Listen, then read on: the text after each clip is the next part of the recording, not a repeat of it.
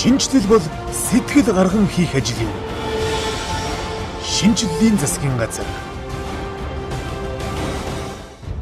Төр иргэнийхээ өмнө нээлттэй ажиллаж, шин бүтээн байгуулалтуудыг эхлүүлж, Монгол хүн ажилтай, орлоготой болж, олсон орлогыг нь үнгүүдхээс сэргийлэн үнийг хазаарлаж, иргэдээ тогттой орон сууцтай болоход нь тусалж, ирээдүйн эзэдээ эрдмийн шинэ гараанд дагуулж, Монголоо модонд оруулж чадсан 365 хоног ард үлдэж байна.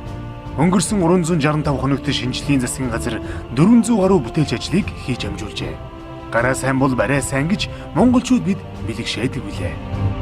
Иргэд юу хүсэж, иргэдэд ямар зовлон, хүнд бэрх асуудал үүсэж байгааг сонсож, ойлгож, мэдэхгүйгээр төр ажиллах ёсгүй гэж шинжлэлийн засгийн газар үзсэн. Тиймээс ч гүйцэтгэх засаглалын нүд чих болгож 11 нэртэй төвийг нээлээ. Мөн төрийн ордон нээлттэй болж Монгол хүн бүр төрийн ордондоо зочилж 9 хөлт цагаан тугандаа хүндэтгэл үзүүлэх боломж нээгдсэн юм а. Төр засаг нээлттэй байгаад иргэдээ сонсоод иргэдийг аль болохоор дэмжиж, аж ахуйн хэрэглэгчтэйгээ дэмжиж ингээ хамтраад ажиллахад бол одоо ард иргэдийн амжиргаач богино хугацаанд сайжрах төлөв байна. Улс орон ч өөрөө хөгжих ийм суурь бүрэлдэж байна гэж харж байна. Монголын сайхан үг гэдэг чинь гараа сайн бол барай сайн гэдэг. Тэгээ яг энэ утгаар л бид бүхэн хандсан. Үнэхээр гарааныхаа жилдээ энэ шинжлэлийн гэдэг тодтолтой засгийн газар маань хэр зэрэг олон ажил амжуулж чадна. Төдий чинь бид бүхэн бол барайнда сайхан урдтай бол явж орно. Төрийн байгууллагууд илүү эртэж болж, иргэнэнч, төрөнч цаг хожих сайхан боломжийг нээсэн нь төрийн байгууллагууд өглөөний 8 цагаас ажиллаа эхлүүлдэг болсон явдал. Мөн иргэдэд цагдаа ойрхон байх үднээс гэр хороолох цагдаагийн хилцүүдийн тоог нэмж, иргэдэд үйлчлэх төвийг 24 цагаар ажиллуулж байна. Улсын зардлаар гадаадд суралцагчдаас авах шалгалтыг ил тод болгосон, аж ахуйн нэгжийн санхүүгийн тайланг цахим хэлбэрээр авдаг болсон. Ажилд орох, банкнаас зээл авах, гадаадын виз мэдүүлэхэд цагдаагийн тодорхойлолт шаардлагагүй болсон. Барилгын ажил эхлүүлэхийн тулд 200 гаруй хоног шаардлагадаг байсныг 35 хоног болгосон. Төрийн байгууллагын дотоод ажилтаа өдрийг алга болгосон. Тендерийг захимжуулсан. Төрийн үйлчлэгийг хаанаас ч хэдийдэж авах боломжтой түүц машиныг 17 цагт ажиллуулж эхэлсэн. 8% хүүтэй зээл авахд шаардлагадах шүүхийн шийдвэрийн өргүү гих лавлгааг захим хэлбэрээр банкудад шилжүүлдэг болсон гэд төр иргэндээ хүрч, иргэндээ нээлттэй ажиллах зарчмыг баримтлан ажиллаж байна. Бид нар чинь 7 хоногт 2 дахь 4 өдөр болоо ерөнхий сайд дээр 11 гэсэн бүх саналуудаа үздэг шүү. Тэгэхээр ерөнхий хүмүүсийн хандлагчсан мэдгдэж байгаа. Одоо ингээл юмны үн нэмэгдлээ, эсвэл долларын аншин гэдэг чангараад байна гэдэг ч юм уу. Эсвэл явгод одоо энэ хуулиудаа батлааж энэ хөрөнгө оруулалтын асуудал чинь ингэж эдийн засаг гэх ингээд хүмүүсийн явж байгаа энэ нэг сэтгэл зүйн тийм ингээд энэ хаашаа явж ийн гэдэг тэр одоо барометр, тэр хэмжээснүүд бол засгийн газартаа бол илүү хурж ирдэг. Тийм учраас үйл ажиллагаануудаа явуулдаг.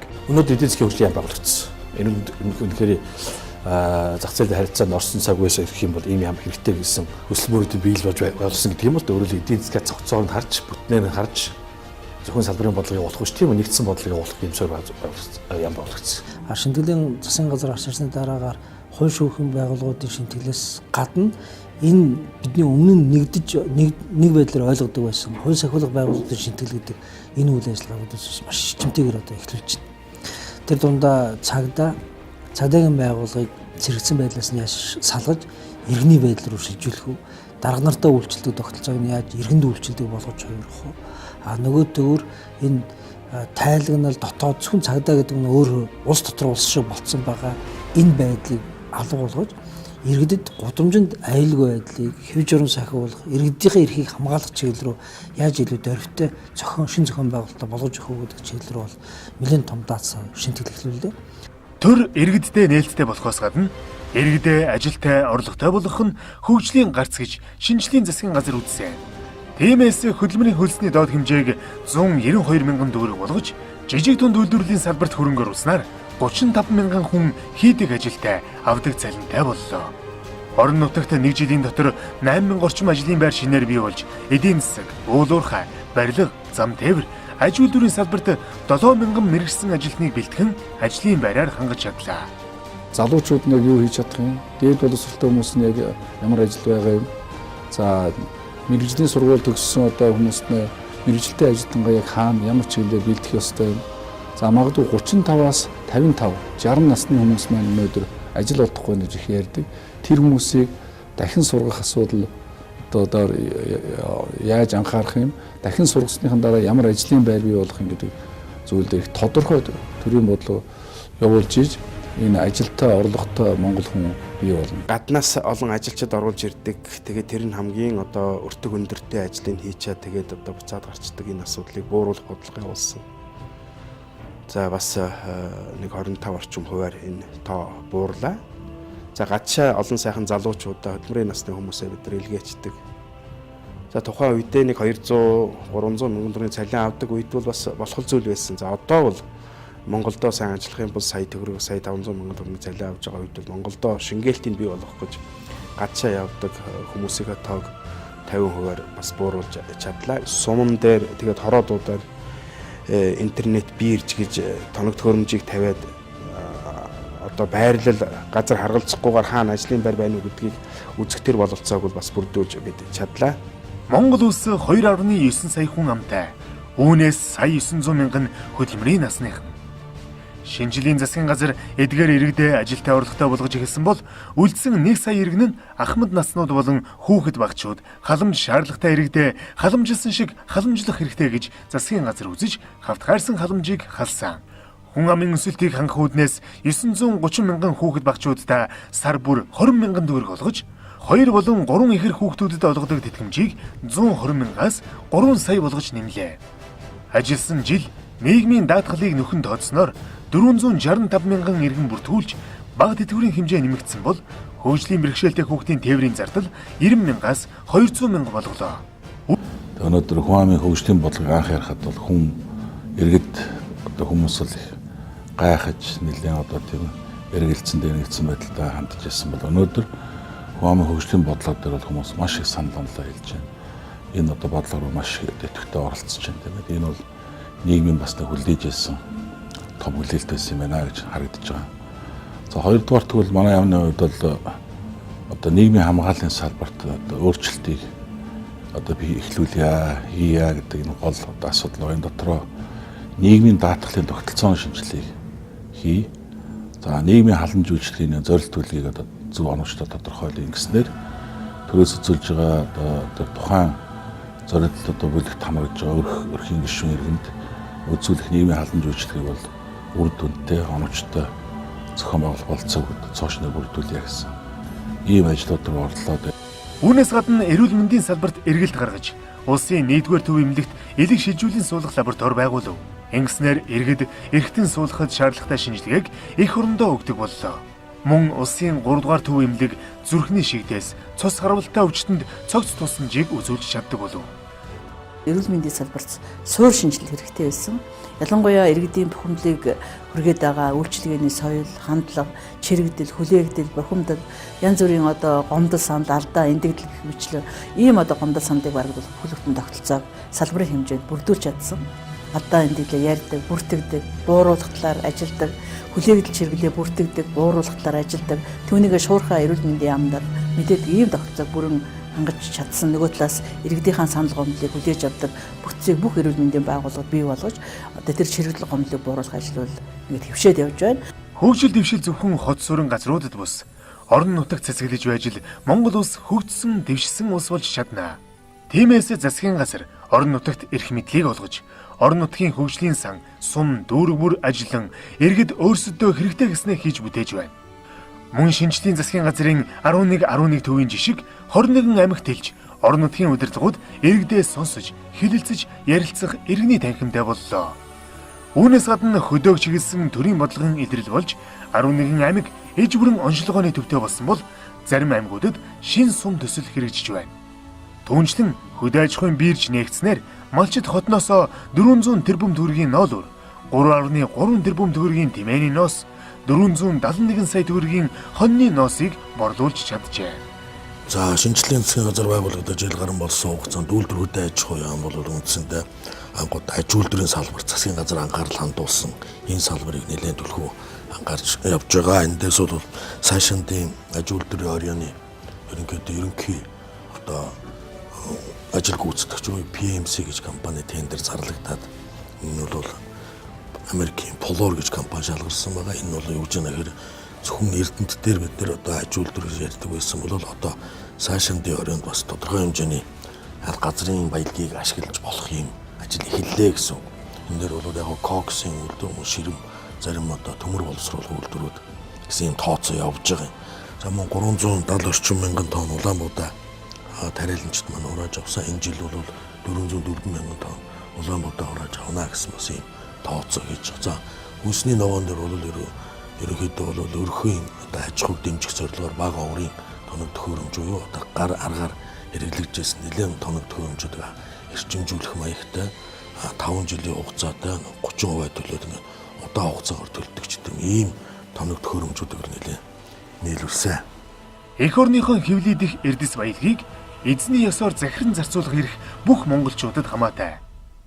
Монголчууд бид газрын тосоо олборлож мон 93 шатхууны гарган авсан бол эрдэс баялагын үүс болсон эрдэнэ төлөвлөрийн нөөцийг 25-аас 30 жилээр нэмэгдүүллээ. За дэлхийд том тооцогдох оюу толгой маань ажимлынхаа үйлдвэрийг ашиглалтанд оруулаад экспортын бүтээгдэхүүнээ экспортлж гисэн. За энэ бол бас их тийм түүхэн ажил байсан болов уу гэж бодож байна. Газрын хэвлийдэх баялагаа гаргаж аван борлуулахын хэрээр байгаль орчноо хамгаалахад давхар анхаарах шаардлага тулгардаг. Төмөр замын дэр модыг бетоноор сөлсөн нь жилдээ 40 мянган шоо метр модыг хамгаалах боломжийг олгосон бол цахилгааны шонгийн тулгуурыг мөн л бетоноор хийж байх шийдвэрийг гаргалаа. Ингэснээр цэвэр агаар усыг бэлгэлэгч модод ойдоо үлдэж байна. Усыг дахин хэрэглэлтэнд оруулах юм бол бас хөнгөлөлт чөлөөлөлт идэлнэ. Үйлдвэрлэлийн ашиглаж байгаа усыг бага хэмжээгээр үе шатаагаар бид нэмэн тэгжээж усыг илүү гамдаг, хэмдэг ийм горимлуу шилжих хэрэгтэй байнамаа. Зэрлэг амтныг бас агнаад тэрнээрээ бас арилжааны шугамар мөнгө олдог ийм асуудал байсан. Усын төсөв төртлөө. Тэрийг бол бид эрс цөөлж байгаа. Жишээлбэл шонхрыг гадаад арилжааны шугамаар экспортлдог. Тэрээр одоо мөнгө олдог байсан. Тэрийг бол бид 5 жилээр хорьсон. Альва улс үндэстнийг хүчрхэг болгодог гол хүчин зүйл бол ухаантай, боловсролтой хөдөлмөрч ард түмэн гэж их сэтгэгч Роберт Вейхен 16 дугаар зуунд хэлсэн байдаг. Хүчрхэг хөгжиж дэвшсэн улс орн байхын тулд хүүхэд бүрээ хөгжүүлж, эрдэм номтой иргэн болгон төлөвшүүлэхийн тулд шинжлэлийн засгийн газар хүүхэд нэг бүрийг хөгжүүлэх авьяас, ном, багшийн хөгжил хөтөлбөрүүдийг хэрэгжүүлж эхлээд байна. Боловсрол дагсан хөгжил гэж байдгаас хөгжил дагсан боловсрол гэж байдаггүй билээ. Гарааны жилдээ бол бид нар бодлого боловсруулах ажлаа үндсэндээ дуусглаа. Хүүхэд нэг бүрлөө чиглэсэн хүүхэд нэг бүрийг хөгжүүлэх боловсролын бодлого хэрэгжих ажилдаа шилжиж байна. Энэ хүрээнд бол Зөв Монгол хүүхэд үндэсний хөтөлбөр засгийн газраараа батлуулсан. Дээд боловсролын шинжилгээнийхээ хөтөлбөр зорилтыг тодорхойлсон. Дээд боловсролын байгууллага бид нар сургалтын байгууллагаас судалгаа, эрдэм шинжилгээ, сургалтын байгууллага руу шилжих одоо ийм гарааны жил байснараа онцлогдоо. Дэлхийд дахна улсынхаа нэрийг цүрээ туулж, Төв дэлхий Олимпийн наадамд алтан соёмбод талбайгаа мандуулсан тамирчдад сар бүр 500 мянгаас 4 сая хүртэлх төгрөгийн урамшуулал олгож, амжилтыг насан туршид нь үнэлдэг боллоо. Хот хөдөөгүй соёлын төвүүд шинээрүүдээ нээж, Монгол улс соёлын өвөө хамгаалах, бүртгэх ажлыг эхлүүлж чадлаа. Одоо хамгийн их одоо музейн бүтээгдэхүүнээр олон нийтэд хүрч чадсан музей гэх юм бол манай Үлэг гүрүүлийн музей. Одоо хамгийн гол олдвор нь Төв Батар олдвор бол хамгийн их одоо энэ жил хотолтоонд борлогдсон бүтээгдэхүүн гэж хэлж болно. Олсон орлого нь бодит орлого болдог байхыг иргэд хүсдэг. Тиймээс ч шинжлэлийн засгийн газар Монгол банктай хамтран үн тогтворжуулах хөтөлбөр хэрэгжүүлж, үндэсний бүтээгдэхүүний үнийг хязгаарлаж, инфляцийг нэг оронтой тоонд барьж, нүүрс, шатхуун, цемент зэргийн үн анх удаа буурлаа. За шинжлэлийн засгийн газрын суур шинжлэлийн нэг нь бол одоо төсөв санхүүгийн хүрээнд шинжилэл байлаа. Бид нэр 13 оноос эхэлж төсвийг цоо шинэ хуулиар шинэ хууль эрх зүйн орчинд боловсруулж хэрэгжүүллээ. Хөгжил дэвшил сайхан бүхнийг ард иргэд даамлсан шинжлэлийн засгийн газар зам дагаж улс хөгжнө гэдэгт итгэж их бүтээн байгуулалтыг эхлүүлсэн. Улсынхаа нийслэлийг аймгийн төвүүдтэй хатуу хужилттай замаар холбох ажил гараанаас гарч өнгөрсөн 4 жилд барьсан замын уртаас 400 км-ээр урт замыг ганцхан жилд барьж ашиглалтанд орууллаа. Монгол улс анх удаа өөрийн нисэх онгоцтой болж орон нутгийн нислэгийн чиглэлийг дахин сэргээж олон улсын чиглэлийн шинэ нислэгийн тоогч нэмлээ. авд зам, агаарын тээврийн салбарт хийгдсэн шинжилэл, төмөр замын бүтээн байгуулалт шин амжилтаар баяжигдэж байна. Төмөр замын бүтээн байгуулалтын ажил нь бодтоор эхэлсэн. За санхүүжилт бол бондоос санхүүжүүлээд явж байгаа. Эхний ээлжинд бол 400 сая долларын санхүүжилт шийдсэн. Эндээс бол 200 сая долларыг эхний ээлжинд олгоно гэсэн. Одоогийн байдлаар нэг 80 орчим сая долларыг бид нар төмөр замынхаа бүтээн байгуулалтанд ашигласан байна. Нийтдээ нэг 1700 орчим хатуучлалтай автозамыг энэ жил ашигласан давна гэсэн одоо зорилт тавиад ажиллаж байгаа. Өнөөдрийн байдлаар бид нар Дорноговь, Баян хонгор аймгийн хатуучлалтай автозамыг холбосон. За одоо мөн Саншан замын үүдийг хатуучлалтай автозамыг холбох ажил 10 сарын 30-нд дуусна. Дараагийн аймаг бол Дундгов аймаг байх болов. Шинэ бүтээн байгуулалт хөтөлбөр гэр хорооллыг өөрчилж, эсхийгэр хашаа байшингийн бөөрөн дээр орон сууцны шин хорооллууд сөндөрлөх боломжийг нээлээ. Иргэнэ, эрүүл, аюулгүй орчинд амьдруулах үүднээс орон сууцны нийлүүлэлтийг дэмжиж 400 тэрбум төгрөгийг барилга угсралтын компаниудад олгосон бол нөгөө талд иргэддээ 8% хүүтэй урт хугацаатай зээл олгож байна. Орон сууцны 8% хүүтэй зээл олгож эхэлснээс хойш 84 мянган иргэн шинээр орон сууцанд орж агаарын болон хөрсний бохирдлыг тэр хэрээр бууруулж чадлаа. Тэгэхээр засгийн газар бол мэдээж одоо үргэлжлэл төрчин засгийн газрынхаа бодлогыг үргэлжлүүлдэг, алдаатайг засдаг, сайныг нь аваад явдаг. Тэгэхээр бид цаашдаа аль ч засгийн газрын үе тогтвортой хэрэгжих ийм л тогтолцоотой болёо. Тэгээ энэ чиглэл бол нэлээд анхаарсан. Энийхээ үр дүнд бол энэ моргжийн одоо ипотекийн зээлийнхээ журмыг батллаа. Хөгжил дэвшлийн их хүндрэг, эрчим хүчний салбарт огцон өсрэлтийн жилүүд эхэллээ. Хэд хэдэн засгийн газар дамжсан эрчим хүчний 5 дахь их үүсвэр, Багнуур 5-7 цахилгаан станц, Амгалангийн дулааны цахилгаан станцыг барих ажлууд мөрөөдөл байхаан болж шинжиллийн засгийн газрын үед гаранаас гарлаа. Мөн байгаль орчин дээлтэй сэргээгдэх эрчим хүчний томоохон их үүсвэр болох Салхид салхин станц шинээр ашиглалтанд орлоо. Салхид цахилгаан станц 50 мянган айл өрхийг тасралтгүй найдвартай эрчим хүчээр хангаж 150 мянган тонн нүүрс хэмнэж хүлэмжийн хийн ялгарлтыг 180 мянган гар бууруулж их дэлхийг хамгааллаа. Ялангуяа эрчим хүчний энэ салбарууд дулаан, цахилгаан, нүүрсний урхаанууд алдагдлаа ажилдаг гэж олон жил яригддаг. Энэ дээрээ бол бид нар бол 13 оныгаа бид нар эрчим хүчний хэмнэлт үр ашигын жил болгон зарлаад тодорхой хэмжээний хэмнэлт хийж байгаа. ТЭС 4-р цахилгаан станцыг 100 мегаваттаар цахилгаанаар өргөтгөлийн ажлыг эхлүүлсэн эх жилийн 8 сард ашиглалтанд орноо. Шин бүтээн байгуулалт, хөгжил дэвшлийн эхлэлийг тавьж чадсан шинжлэлийн засгийн газар Монгол улсаа гадны улс орнуудад шинээр нэн харуулж тогтвортой, тууштай, найрсаг харилцааг өргөжүүлэн хөгжүүлж байна. Монголчууд хариуцлагатай, итгэлтэй ард түмэн гэдгээ дэлхийн нийтэд харуулж чадлаа. Монгол улсад анх удаа дэлхийн ардчилсан ертөнцийг мандайлж, ардчилсан орнуудын хамтын нийгэмдгийн 7 дугаар багварлыг амжилттай зохион байгуулсан юм. Нэгдсэн үндэсний байгууллагын байгаль орчны өдрийг эх орондоо анх удаага хүлээн авч амжилттай зохион байгууллаа. Энэ өөрөө Монгол улс ногоон хөгжлийн бодлого, байгаль орчны хамгаалахын бодлогоороо дэлхийн тэргүүлэгч орны нэг болох ийм хэллийг тавьсан гэж хэлж болно. За дээр нь гадаад харилцаа эдийн засгийн үр ашгийг дэвшүүлэх ёстой.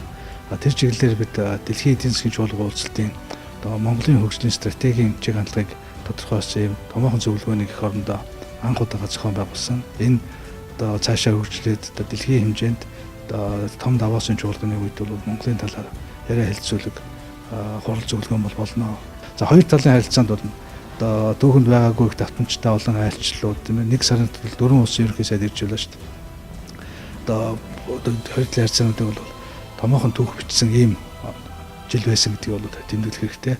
Шинжиллийн засгийн газар эл тод тунгалаг төрийг бий болгох үүднээс шинжилж шийдий 222 аймгийн цахим хурал, хариуцлага, хяналт, хэрэгжилт, шинжиллийн бааtruуд, өглөөний шин санаа, миний Монголын бахархал, ерөнхий сайдын 30 минут, бүтээн байгуулалтын цаг зэрэг иргэдээ сонссон, иргэдээсээ асуусан, иргэдээ тайлгнасан үйл ажиллагаануудыг тогтмолжуулж чаджээ. Асуудал бол маш олон байна. Ерөөсөө гүйцэтгэл засаглал дээр бол тайван байх, амьсгаа авах, тайвшрах тэр тухай асуудал бол байдгүй. Тэгээд өөрөө эн чинь өөрөө цаг наргүй ажлууд үнэхээр олон асуудлууд хөндлөж байгаа.